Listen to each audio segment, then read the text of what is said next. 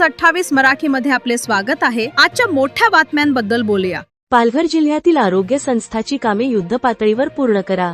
आरोग्यमंत्र्यांच्या बैठकीत सूचना। पालघर जिल्हा रुग्णालय व मनोर ग्रामीण रुग्णालयाची प्रलंबित कामे युद्धपातळीवर पूर्ण करावीत, अशा सूचना आरोग्यमंत्री नामदार प्रकाश आबिटकर यांनी दिल्या आहेत।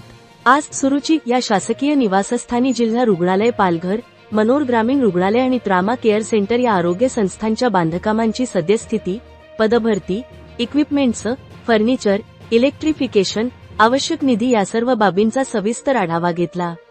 एप्रिल अखेर सर्व कामे पूर्ण करून 1 मे रोजी दोन्ही रुग्णालयाचे लोकार्पण करण्याच्या दृष्टीने युद्धपातळीवर कामे करण्याच्या सूचना आरोग्यमंत्र्यांनी या बैठकीत दिल्या।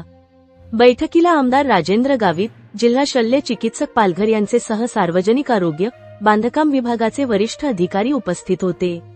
राज्यातील दुर्गम व आदिवासी भागात चांगल्या आरोग्य सुविधा उपलब्ध करून देण्याचे शासनाचे धोरण आहे।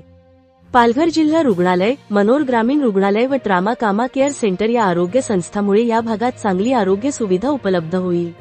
या भागात होत असलेले वाढते औद्योगिकीकरण, होऊ घातलेले वाढवण बंदर यामुळे या भागातील लोकसंख्येत वाढ होत आहे। या दोन रुग्णालयाचे लोकार्पणामुळे स्थानिक नागरिकांना चांगली आरोग्य सुविधा उपलब्ध होणार असल्याचे आरोग्यमंत्र्यांनी या बैठकीत सांगितले।